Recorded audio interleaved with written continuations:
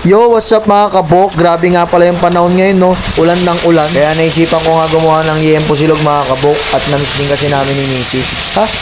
Tara, samahan nyo ako mga kabok. Magluto tayo ngayon ng ulam. Nakakatamad talaga yung panahon kapag umuulan. Kaya tignan nyo yung mag-ina ko dyan, di ba? Cellphone lang at naglalaro yung isa.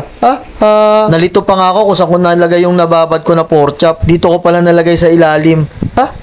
Nababad ko na nga pala to mga kabok, siguro mga 3 oras lang. Masarap kasi pag naibababad yung pork chop para kumapit yung lasa. At ito nga yung anak ko, pagbubuksan na nga daw niya ako ng pinto. Sabi ko nga sa kanya, di bahala ka. Mabait na makulit talaga tong anak ko na to Kaya ayan, nag-thank you na nga lang ako sa kanya. Simulan na nga pala natin magluto. Siyempre, kukunin ko na yung kawali natin dyan mga kabok. Tapos yan nga pala, tumutulo pala, kaya tinakpan ko yan. Ayan nga pala, di ba? Ang daming tulo dyan mga kabok. Hindi ko nga alam kung makakapagluto pa tayo ng maayos dyan.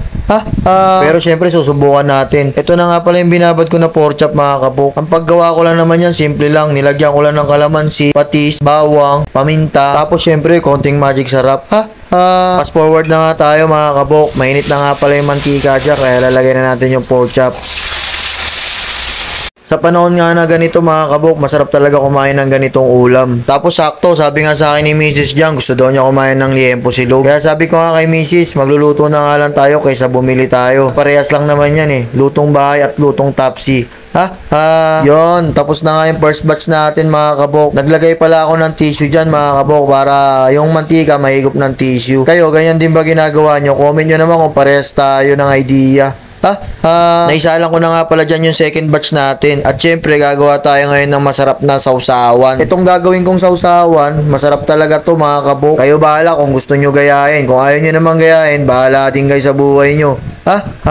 Kinuha ko na nga pala yung ketchup at kalamansi. At syempre pipisahin natin yung kalamansi para lumabas yung katas. Pag nailagay mo na yung dalawang kalamansi, syempre ilagyan mo na ng ketchup. Tansyahin nyo na lang kung gaano karami yung gusto nyong ilagay mga kabok. Pagkalagay ko ng ketchup, syempre lalagyan na natin ng toyo yan. Ayan na magpapasarap dyan mga kabok.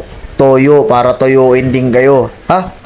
Tapos kinuha ko na nga rin pala yung chili powder dyan. Wala kasi akong siling labuyo, kaya yan na lang gagamitin ko. Pero nasa inyo pa rin yan mga kabok kung gusto nyo ng mangang o hindi. Bahala kayo sa buhay nyo. Tapos i-mix-mix nyo lang yan para mahalo-halo. Ano yan, Bok? Ang gulo Tapos na nga pala lutuin lahat ng yempo natin. At ayan na nga pala yung finished product niya mga kabok. Siyempre, anong susunod dyan? Kakain na nga tayo. At yan nga, kumukuha na nga ako ng kanin dyan. Gutom na talaga ako ng mga time na yan. Namimili na nga ako ng yempo dyan kung anong malaki. Para maunahan ko si Kamami. At yan, nakapili na ako ng yempo. At syempre, hindi mawala dyan yung ginawa nating sausawan mga kabok. Naalala ko nga anong araw nung nagtatrabaho pa ako. May ligaw kumain sa mga tapsilugan talaga. At ganito rin yung ginagawa akong sauce talaga. Syempre, hindi mawala dyan yung first bite natin. Ang sarap talaga ng luto ni Kabok na yempo. Kaya nga tinawag ko na dyan si Mrs. para makakain na din. Tapos may hinahanap nga dyan si Mrs. Yung itlog daw na luto ko kung nasan. Sabi ko nga sa kanya, nakalimutan ko lutuin talaga. Sa sobrang gutom ko kasi niyan mga kabok. Kaya sabi ko na nga lang sa kanya, sa susunod na lang, tuloy natin yung Liempo Silog. O sige na. Thank you for watching. Kakain na nga muna kami. Kumain na rin kayo.